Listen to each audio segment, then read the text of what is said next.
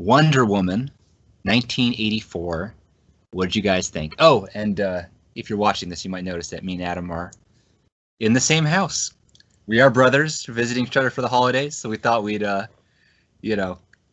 it together on one screen. Like, why not? No, they're actually using two different screens. It's just an optical illusion. We've upped our video editing skills. That's right. Playing lots of fancy games all of now. our new skills on this. This was really important. So yeah, you got JL on one end and the Walden brothers on the other. And we're doing this off a laptop, so we don't have any of our recording or microphone stuff, but hopefully that won't be too big of an issue. I used to do all the things on the laptop. All the early episodes were on the laptop. It worked out. Yeah, we're keeping it raw. We're keeping it real, like like truly like punk rock. We're getting like right to the, That's right. essence of the thing. Okay, but Wonder Woman 1984. What were your guys' thoughts? Okay. I think I might have loved this movie. Yeah? Not in the way that I think the filmmakers would have wanted someone to love the movie, but I did have a ton of fun watching it. Okay. First of all, this is one of the most unsubtle films I think I've ever seen.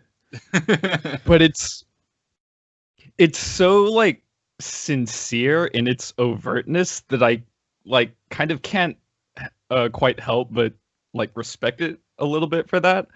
Like, there's never a sense of like any like, oh, too cool for school ironic detachment. It's just kind of going for it and kind of falling flat on its face. But yeah, parts of this movie felt like a cartoon in terms of like, like most of the superhero modern movies try to make it a little bit more grounded in reality. This one was not trying to do that. Like, it did not care. This movie does not give a This is a movie that looks at you straight in the eye and says, like, yeah, I'm 2.5 hours long. What are you going to do about it? This is a movie where at one point, for a split second, I legitimately thought the main villain was going to start singing a song about why he's a bad guy. And that wouldn't. This is a movie. This is a movie where Wonder Woman fights a character from Cats the musical.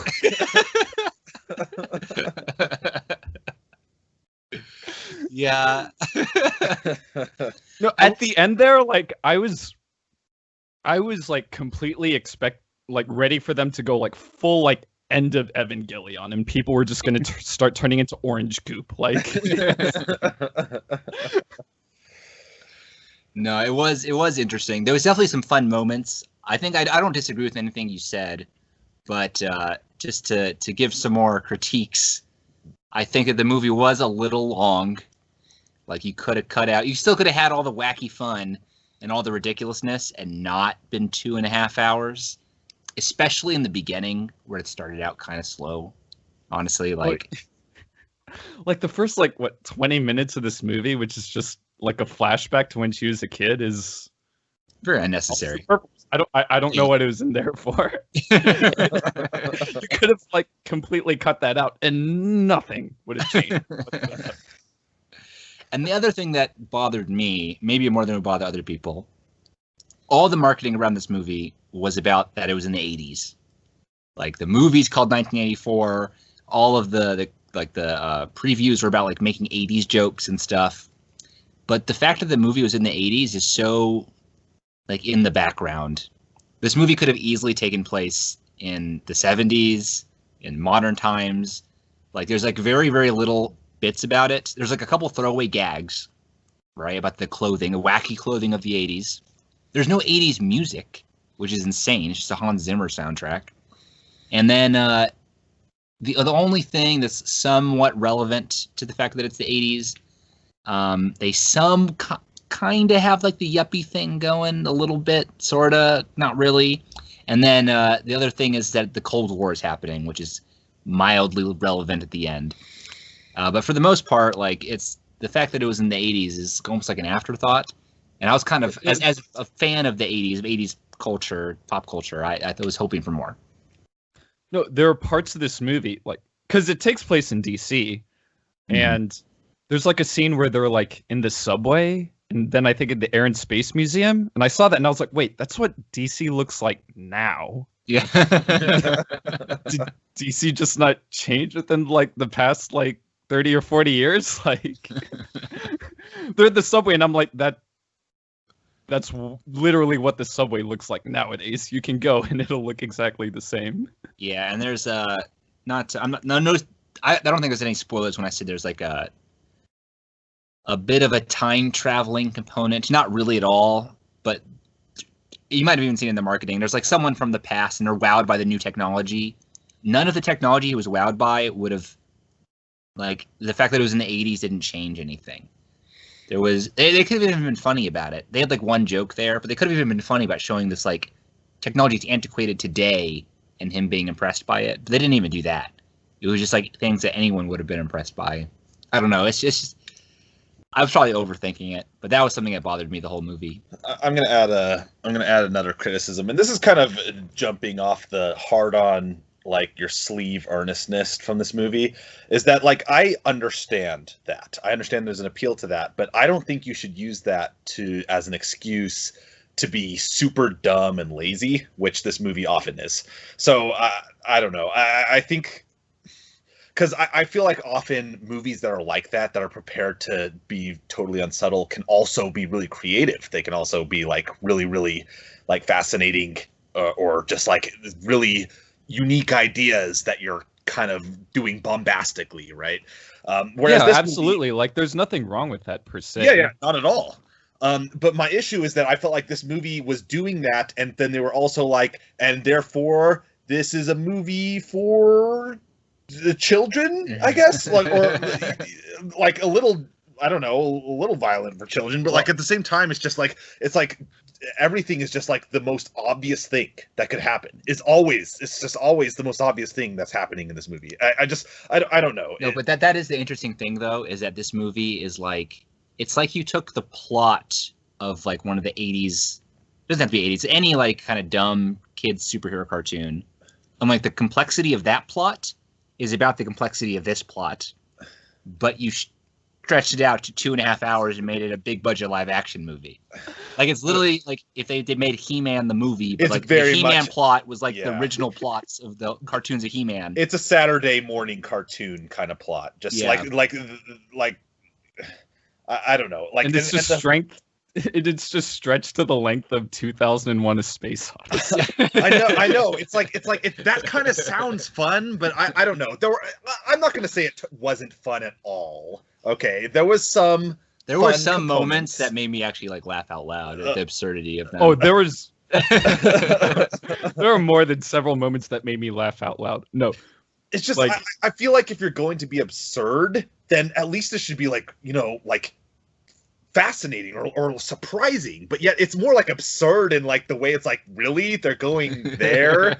It's like, it's happening, it's going to come, and yet you still kind of feel like, I don't know. That's kind of felt like we were reaching like Tommy Wiseau levels at some points. Like, yeah, no, it was something else. I mean, so yeah, like, I can't really say that it's a good movie, but I had a ton of fun. Like after the movie is done, like later that day, I was just taking a walk outside and I started like just thinking about it, and I like started laughing out loud again, just thinking about certain elements of this film. There's one scene in particular that I guess we'll get into later, but that like I'm going to be thinking about forever. Like, it's just like the absurdity levels of it. Yeah, so would you recommend this movie? And if so, who would you recommend it to? I mean, yeah, I'd recommend this movie. I think we're going back to our roots here in so bad it's good kind of way. So no, it's just like a get your friends together, like sit on the couch and like sip a beer while you watch this movie. Okay, fair enough. I'm gonna say I can't recommend it, just because it's so dumb for so long. the fact it's 2 hours and 30 minutes of just this like lowest, like really like lowest, like playing pretend in your backyard kind of like storytelling. It's just it's too much of it, too much of that, and I wouldn't recommend it. I could recommend it, but only to, I'd have to be kind of partial to who I recommended it to. Like, you'd have to know up front, because some people just aren't as into the so bad it's good thing. I think like some people just can't appreciate it. So it has to be the kind of person I know that could find fun in that. Because a lot of people just think bad movies are bad. And this is not as like geniusly bad as The Room, not as geniusly bad as Trolls 2. Actually, you know what this movie kind of reminded me of? A lot, actually? Batman and Robin. I think there's like some comparisons there. Like, that's the kind of movie that, like, if you could enjoy Batman and Robin, the movie, and all its absurdity, then you might enjoy this too. Yeah, and I love Batman and Robin. That's a great movie. Because I also felt Batman and Robin ran a little long too, honestly. So this is like I thought this one was more fun than Batman and Robin. Batman and Robin. See, this is someone who doesn't appreciate those kind of movies. I don't know. I felt like the Batman and Robin, I had to avert my eyes sometimes, whereas this one was more fun than that. I don't know.